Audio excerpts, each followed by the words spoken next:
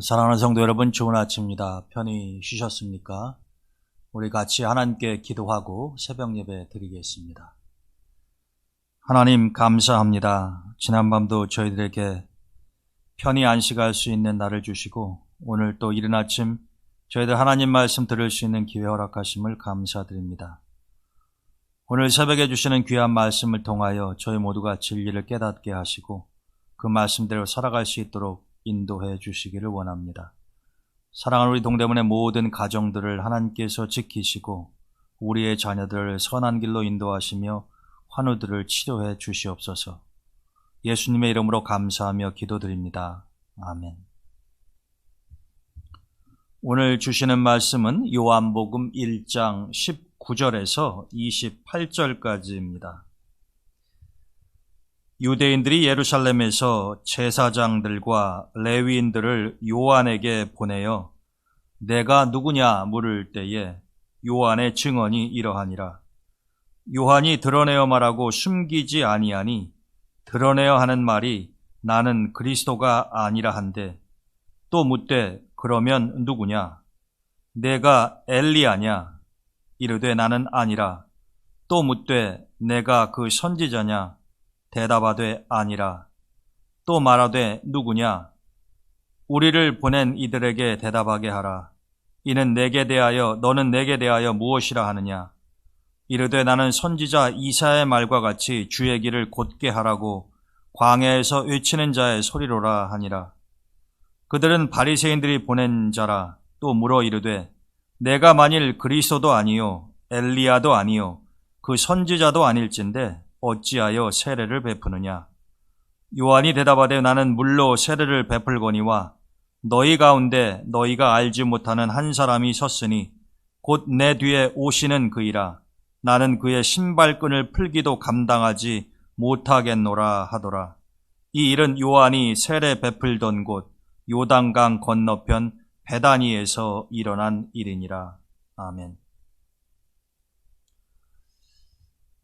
우리 김태희 목사님이 충주로 가시고 난 이후에 제가 화요일 날 새벽 기도회를 추가적으로 하고 있는데 앞으로 몇 개월에 걸쳐서 제가 새벽 예배를 인도하는 화요일과 토요일에는 요한복음을 강해하려고 합니다. 여러분들께서 미리 요한복음을 좀 읽어보시면 말씀을 듣는데 도움이 되리라 생각을 합니다. 오늘은 그 첫 번째 시간으로 예수님과 세례 요한에 대한 말씀을 같이 나누고자 합니다.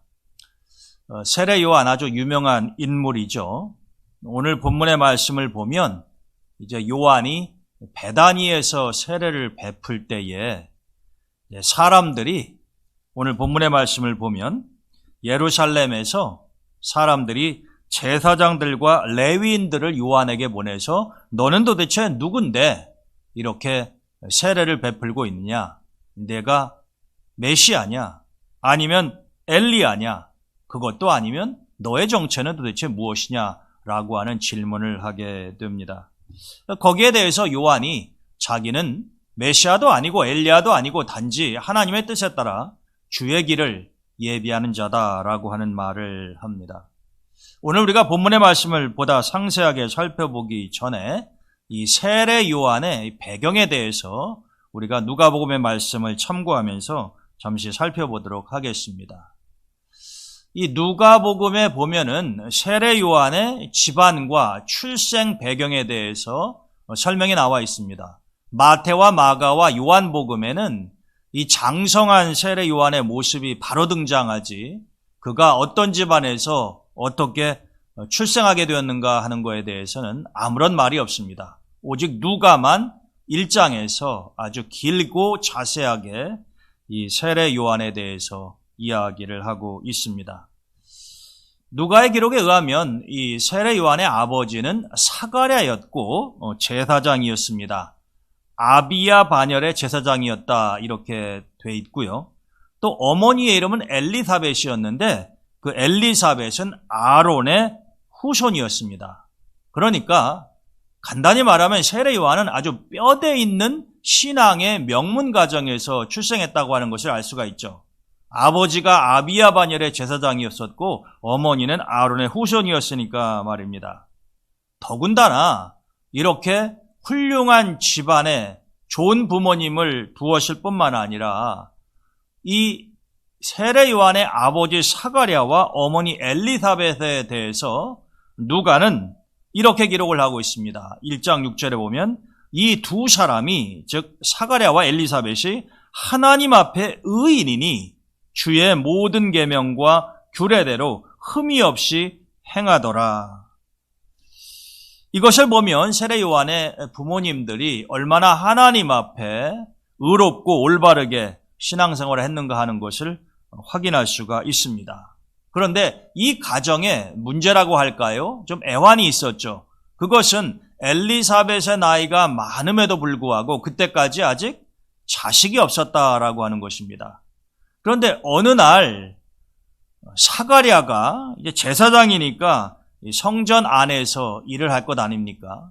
그때 천사장 가브리엘이 사가랴에게 나타나서 곧 내 아내 엘리사벳이 애를 갖게 될 텐데, 잉태하게 될 텐데 그 아이가 태어나면 요한이라고 이름을 지어줘라 이렇게 이야기했습니다. 복음, 기쁜 소식이죠. 그렇지만 사가랴는 이 말을 믿기가 어려웠습니다. 그래서 가브리엘에게 뭐라고 이야기하냐면은 내가 이것을 어떻게 알리오? 즉 이게 어떻게 가능한 일입니까? 내가 늙고 아내도 나이가 많으니이다 라고 답변을 합니다. 여러분 우리가 어디서 많이 들어본 듯한 반응 아닙니까?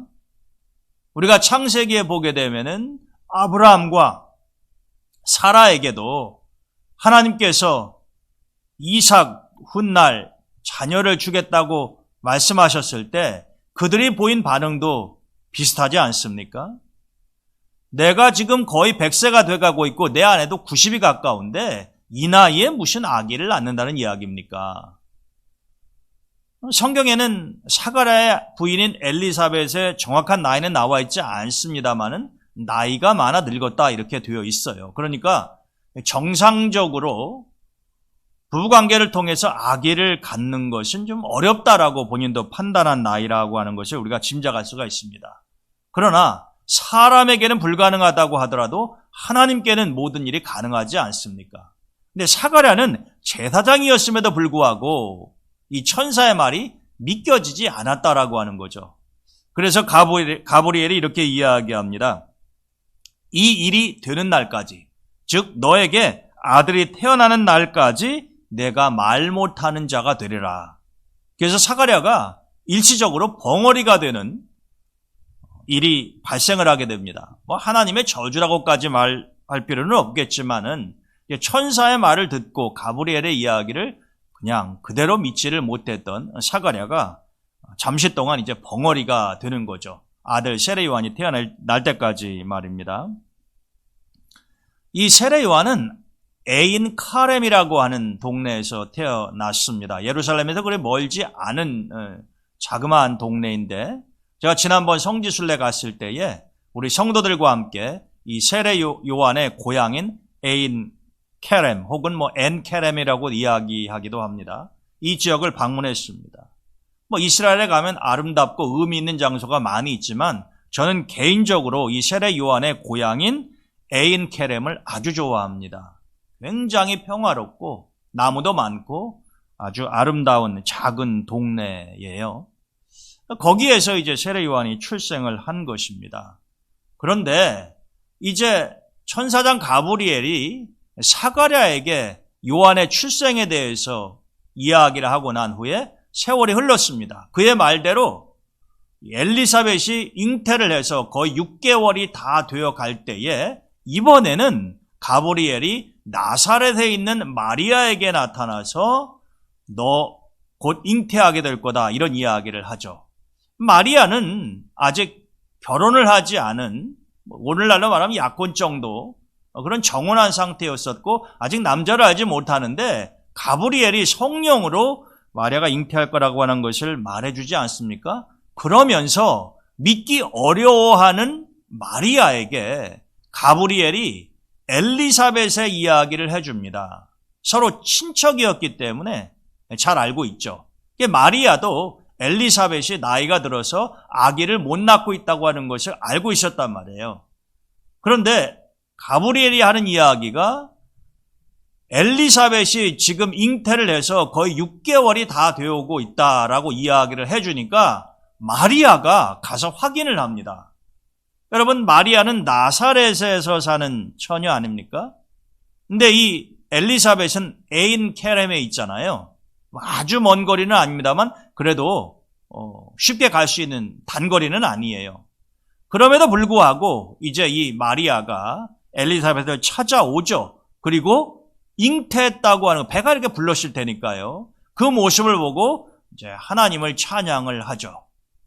그리고 그곳에서 누가복음 1장 56절에 보게 되면은 마리아가 석 달쯤 함께 있다가 집으로 돌아왔다 이렇게 되어 있어요. 그러니까 여러분, 마리아가 세례 요한의 집을 떠나서 자기가 살던 베다니로 올 때쯤 되면 어떻게 됩니까? 벌써 임신 3개월이 된 거죠. 세례 요한이 6개월 먼저 출생한단 말이죠. 그러니까 이 마리아도 엘리사벳과 마찬가지로 이게 생물학적으로는 상황은 다르지만 마리아의 경우는 남자를 알지 못하는 처녀고 엘리사벳 같은 경우는 나이가 너무 많은 노인의 모습이었고, 그러니까 이게 자연적으로는 또 생물학적으로는 아기를 가질 수 없는 두 여인 아닙니까? 그런데 둘 다 하나님의 도우심 그리고 성령의 역사하심으로 이제 세례 요한과 예수님을 낳게 되는 것이죠. 그런데 요한이 출생을 했을 때 사람들이 이제 규례에 따라서 8일이 지나면은 남자 아이들 같은 경우에는 할례를 받게끔 되어 있습니다. 그래서 세례 요한을 할례식을 행하려고 그의 집에 사람들이 찾아온 거죠. 그리고 그 할례식 때에 아기의 이름을 지어주는 전통이 있었습니다. 사람들이 아버지 이름이 사가랴니까 그도 사가랴, 아버지의 이름 그대로 사가랴라고 지어주려고 했더니 엘리사벳이 뭐라고 이야기하느냐 하면은 아기의 이름을 요한이라고 지어달라 그럽니다. 그러니까 사람들이 좀 놀래요. 아니, 너희 집안에 요한이라고 하는 이름은 없다. 그런데 무슨 생뚱맞게 이 아기의 이름을 요한이라고 지어달라 이렇게 이야기하느냐. 그런 상황에서 여러분, 아직 세례 요한의 아버지 사가랴는 벙어리 상태예요. 입이 풀리지 않았다는 것입니다. 그래서 누가복음 1장 62절에 보게 되면은 그의 아버지께 몸짓하여, 사람들이 몸짓으로요 사가랴에게 물어보는 겁니다. 어떻게 했으면 좋겠냐? 그랬더니 이 사가랴가 이 서판, 종이를 쓸 수 있는 그걸 달라고 그럽니다. 종이에 글자를 쓸 수 있는 거를. 그래서 그 서판에다가 요한이라고 이렇게 썼어요. 여러분, 그러면 지금 남편 사가랴가요, 이 요한이라고 하는 아기의 이름을 엘리사벳을 통해서 낳게 된 아들의 이름을 요한이라고 지라고 하는 것을 가브리엘을 통해서 이미 받았습니다.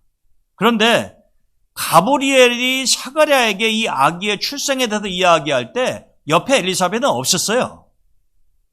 그런데 이제 나중에 자기 아내에게도 이야기했겠죠.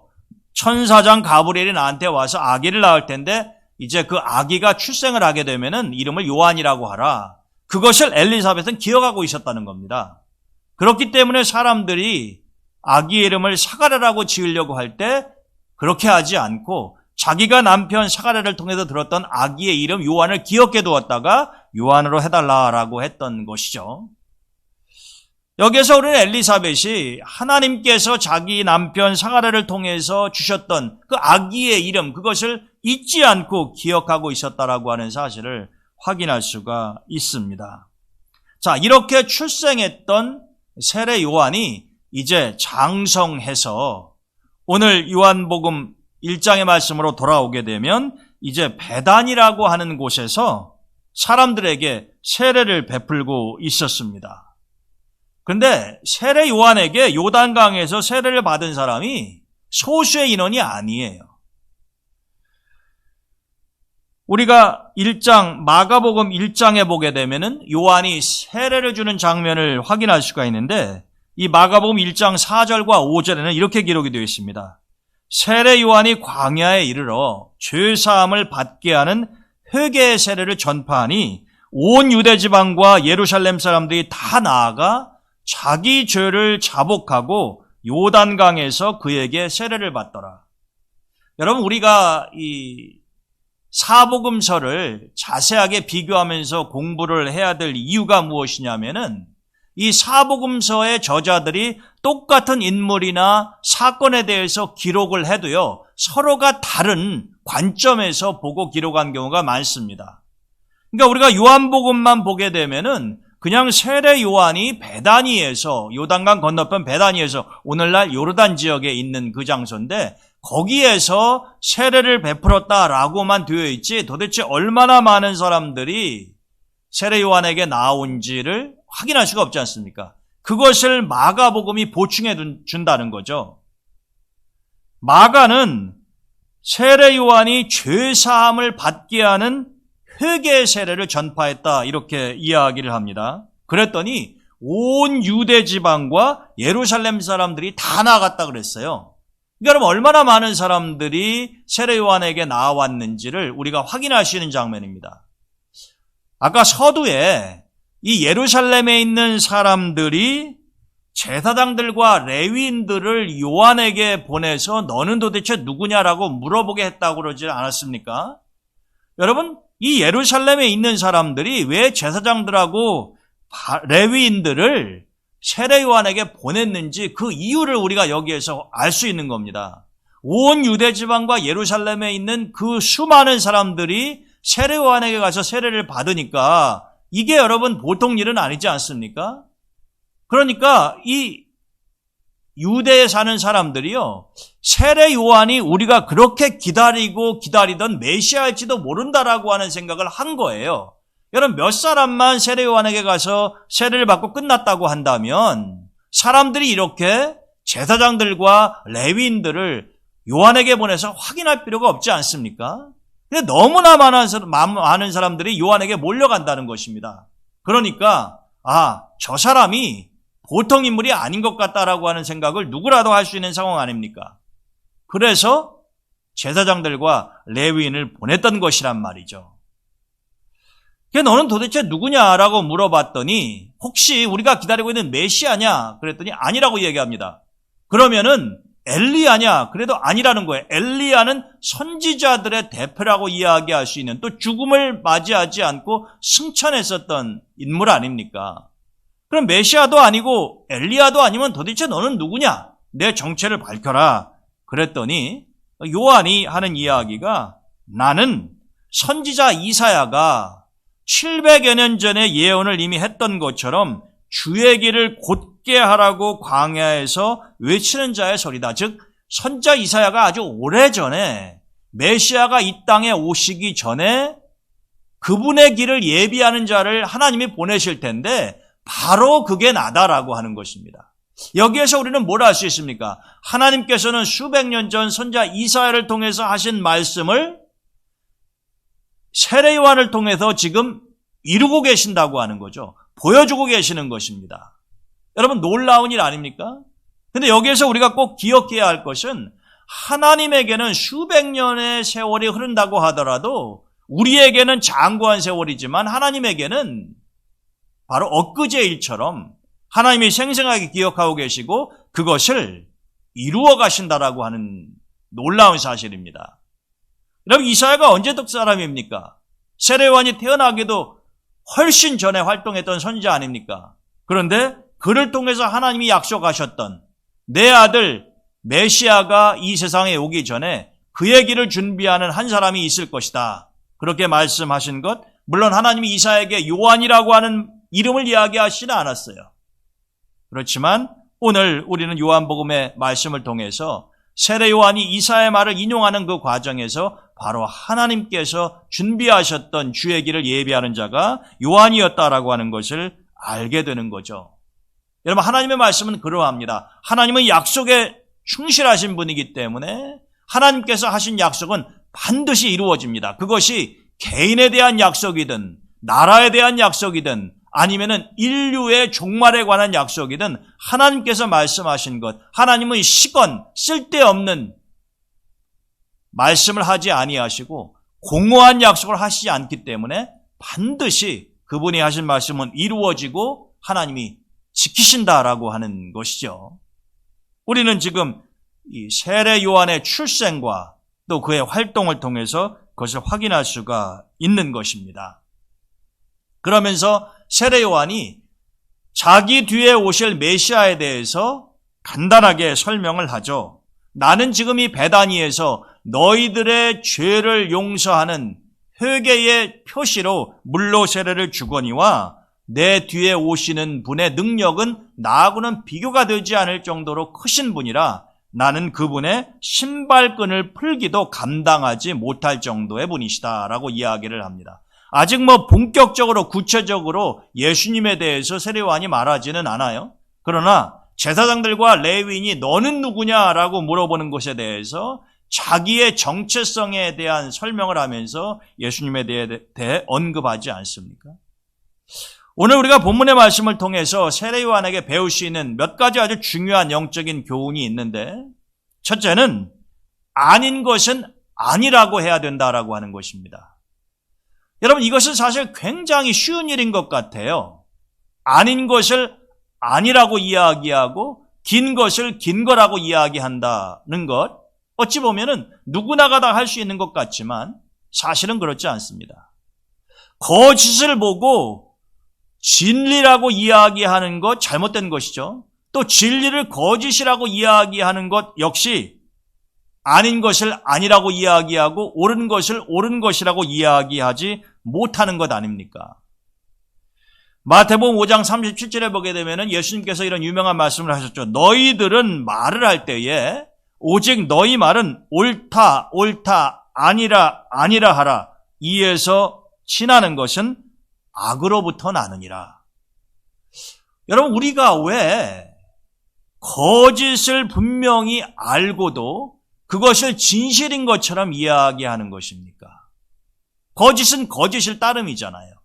진실은 진실을 따름입니다. 거짓이 진실이 될 수 없고 진실이 거짓으로 바뀌어질 수 없지만 우리는 그렇게 포장하거나 잘못 말하는 경우가 많지 않습니까? 그 이유가 뭐예요? 주님께서는 옳은 것은 옳다고 이야기하고 아닌 것은 아니라고 이야기하지 않는 이유는 악에서부터 나오는 것이기 때문이다, 이렇게 이야기하셨습니다.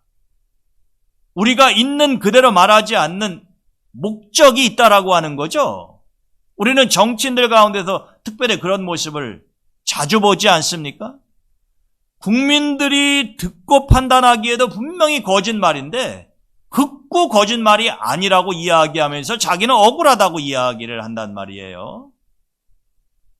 국민들, 그 사실을 아는 사람들이 속지도 않겠거니와 본인도 양심이 있다고 한다면은 다른 사람을 속이려고 말은 그렇게 할지 몰라도 자기 스스로는 알고 있지 않겠습니까? 하나님께서 그런 기능을 우리에게 주셨잖아요. 그런데 굳이 거짓을 진실이라고 자꾸 우기는 이유가 뭐냐 말이죠. 그렇게 해야만이 자기의 죄가 덮어지거나 아니면은 자기가 이익을 볼 수 있기 때문에 그렇게 하는 것 아닙니까? 우리가 성경에 보게 되면은 이 증인에 대한 이야기가 많이 나오잖아요.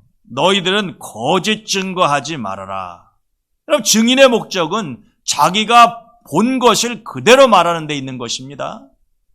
자기의 생각과 의견을 가감해서 말하는 것은 증인이 아니죠. 증인은 자기가 보고 알고 있는 것만 그대로 이야기해 주면 되는 것입니다. 그러면 거짓이 진실로, 진실이 거짓으로 뒤바뀔 염려가 없는 것 아닙니까? 지금 세례 요한은 그러한 것을 우리에게 분명히 보여주고 있는 거죠. 사람들이 묻습니다. 너 메시아냐? 이렇게 많은 사람들이 너에게 몰려와서 세례를 받는 것을 보게 되면, 그리고 내가 선포하는 메시지를 듣고 회개하는 것을 보면 너는 보통 인물이 아닌 것 같은데 혹시 내가 바로 우리가 기다리고 있던 그 메시아 아니냐? 메시아가 아니라고 하면은 그 구약의 유명한 선지자 엘리야가 다시 온 것은 아니냐? 여러분, 이 장면에서요, 세례 요한이 마음 먹기에 따라서는 얼마든지 거짓을 진실인 것처럼 포장을 해서 자기의 이익을 취할 수 있는 상황입니다. 그렇지 않습니까? 내가 메시아라고 떠들고 다니지 않았지만 사람들이 나를 지금 메시아로 인정하고 싶어하는 그런 방향으로 흘러가고 있는 것 아닙니까? 여러분, 요즘도 이단도 있고 거짓 선지자들도 많이 있잖아요. 자기가 바로 다시 오신 예수다라고 이야기하고 자기가 재림주라고 이야기하는 허무 맹랑한 이야기를 퍼뜨리는 이 사이비 교주들도 많지 않습니까? 여러분, 그 이유는 바로 그 사이비 교주를 아무것도 알지 못하고 맹신하면서 따르는 사람들이 있기 때문에 가능한 거잖아요. 여러분, 지금 세례 요한에게 제사장들과 레위인이 나와서 너가 도대체 누구냐라고 물어보는 그 상황도 상당히 유사하다라고 하는 거죠. 그러나 세례 요한은 메시아가 아니었기 때문에, 엘리야가 아니었기 때문에 아닌 것을 아니라고 이야기한 것뿐이다라고 하는 거예요. 여러분, 이것은 세례 요한이 아니라 누구나 다 할 수 있는 것이고 또 그렇게 해야 마땅한 것입니다. 별로 어려운 일이 아니에요. 세례 요한이 겸손해서도 아니면 위대해서도 이렇게 이야기하는 게 아니지 않습니까? 아닌 것은 그냥 아니다라고 이야기하는 거예요. 그러니까 세례 요한은 숨길 것도 없었고 거리낄 것도 없었다라고 하는 거죠. 여러분, 우리가 아무런 욕심을 부리지 아니하면은요, 욕심의 눈이 멀지 아니하면 있는 것을 있는 것 그대로, 아닌 것을 아닌 것이라고 이야기할 수가 있습니다. 거리끼거나 숨길 하등의 이유가 없는 사람이 진정으로 자유로운 사람이고 행복한 사람이라고 하는 거죠. 과장을 하거나 포장을 할 이유가 없다라고 하는 겁니다. 그런 삶을 세례 요한은 지금 우리에게 보여주고 있는 것입니다. 따라서 우리도 살아가면서 주님께서도 경고하셨듯이 아닌 것은 아니고 옳은 것은 옳다, 아닌 것은 아니다라고 하는 그런 모습을 반드시 가져야 된다라고 하는 것입니다. 욕심이 없으면 누구나가 남의 눈치를 보지 않고 꺼리낄 것도 없다라고 하는 것이죠. 두 번째로 세례 요한을 통해서 우리가 배울 수 있는 것은 요한은 자신이 누구인지 분명히 알았습니다. 즉 자기의 정체성에 대해서 흔들리지 않았다라고 하는 것이죠. 자기는 메시아가 아니지만 그 메시아의 길을 예비하는 사명을 받은 주의 길을 곧게 하며 예비하는 자가 바로 나며 그것이 나의 사명이다. 더 이상 욕심 부리지 않습니다. 자기가 메시아인 척 하려고 하지 않아요. 나의 정체성, 하나님이 나에게 주신 사명은 나는 메시아가 아니라 그 메시아의 길을 예비하고 준비하는 역할이 바로 나에게 주어진 사명이라는 거예요. 그러니까 나는 하나님이 나에게 주신 사명만 완수하면 된다라고 하는 것입니다. 여러분, 이런 것이 너무나 멋있고 아름다운 삶인 것입니다. 메시아도 아닌데 메시아 행세를 한다거나 그런 것처럼 거짓 포장을 하는 것, 나중에는 다 들통나게 되어 있는 것 아닙니까? 그러면 삶이 참으로 비참해지게 되는 것이죠. 그러나 세례 요한은 나중에 비록 목이 잘려 죽기는 합니다만은 또 목이 잘려 죽은 이유 중에 하나가 뭡니까? 거리낌이 없어요. 아무런 욕심이 없기 때문에 그는 오로지 진리만을 선포하는 것입니다. 그래서 나중에 세례 요한에 대해서 예수님이 최고의 칭찬을 아끼지 아니하시지 않습니까? 여인 앉아 중에 세례 요한보다 더 큰 자가 없고 사람들은 세례 요한이 이야기한 것은 다 참이었다고 믿었다는 성경 말씀 기록되어 있지 않습니까? 여러분, 세례 요한이 엄청난 기적을 행해서 예수님에게 그런 칭찬을 받은 것이 아니죠. 여인 앉아 중에 가장 큰 자라고 하는 그 이야기는 바로 세례 요한이요. 우리가 세상적인 기준으로 보면 별로 대단하지 않은 사람 같아요. 그러나 하나님의 판단 기준은 우리와 다르기 때문에 우리가 하나님이 나에게 주신 사명이 무엇인가, 나는 누구인가 라고 하는 것을 올바로 깨닫고 있는 것을 있는 그대로, 아닌 것을 아니라고 이야기하면서 자기의 사명을 거리낌이 없이, 숨김이 없이 자신만만하게 이루어가며 사는 사람, 그런 사람을 하나님은 큰 자라고 칭찬하신다는 것입니다. 여러분, 숨길 것이 없는 사람은 당연히 거짓을 말할 이유가 없죠. 포장을 할 이유가 없는데 무엇 때문에 거짓말을 하겠습니까? 그러니까 세례 요한이 하는 말은 다 진실이었다라고 하는 거예요. 그게 시간이 지나면서 사람들에게 인정을 받게 된 것이죠. 여러분, 우리가 살고 있는 지금 이 세상, 이 세대는요, 아닌 것을 아닌 것이라고 말하는 사람 드뭅니다. 특별히 정치하는 사람들이나 자기의 욕심에 따라서 행동하는 사람들은 그렇게 하지를 않죠. 그렇기 때문에 오늘 하나님께서 이 아침에 우리에게 주시는 말씀이 더 소중하게 생각된다라고 하는 것입니다. 우리가 그리 길지 않은 삶을 살면서 말해요, 온갖 거짓과 위선으로 포장된 삶이 아니라 욕심을 내려놓고 세례 요한처럼 하나님이 나에게 주신 본분이 무엇인가, 내가 이루어야 할 사명이 무엇인가, 그런 것을 올바로 깨닫고 사람들에게 아무런 거리낌이 없이 내가 하나님에게 받은 사명을 완수하면서 살아가는 모습, 그것이 정말로 아름답고 그런 사람들이 많이 필요하다라고 하는 거죠. 세례 요한은 아무런 기적을 행한 적이 없지만 그는 여인이 난 자 중에 최고의 사람이었다고 주님께서도 인정을 하셨습니다. 저는 거짓과 편법 그리고 불법과 여러 가지 위선이 난무하는 그런 세상에서 우리가 살아가고 있지만 그렇기 때문에 더더욱이나 세례 요한과 같은 인생의 자세와 모습이 더 필요하지 않은가 생각을 해봅니다. 우리 동대문교회 성도 여러분들도 오늘 하나님께서 주신 말씀을 깊이 묵상하는 가운데 세례 요한과 같은 하나님이 기뻐하시는 삶을 살아가시기를 주님의 이름으로 축원드립니다. 오늘도 좋은 하루 되시기를 바랍니다. 여러분들 기도하실 때에 늘 교회와 또 사랑하는 우리 동대문의 모든 가족들 그리고 우리의 자녀, 환우들을 위해서 기도해 주시기를 바랍니다. 또 코로나19 백신 접종이 이제 계속 진행이 되고 있는데 우리 성도분들 가운데도 접종 받으신 분들이 많아지고 있습니다. 아무런 부작용이 없이 이 코로나를 잘 이겨낼 수 있도록 우리 모두가 다 서로를 위해서 중보했으면 좋겠습니다. 제가 기도하고 오늘 새벽 예배 마치도록 하겠습니다. 하나님 감사합니다. 오늘부터 우리가 요한복음의 말씀을 통해서 귀한 은혜를 새벽마다 나누고자 합니다. 오늘 첫 번째 시간으로 세례 요한의 출생과 그가 베다니에서 세례를 주는 사건을 중심으로 해서 세례 요한은 어떤 사람이었고 우리가 그에게서 무엇을 배울 수 있는가 하는 것을 같이 생각해 보았습니다.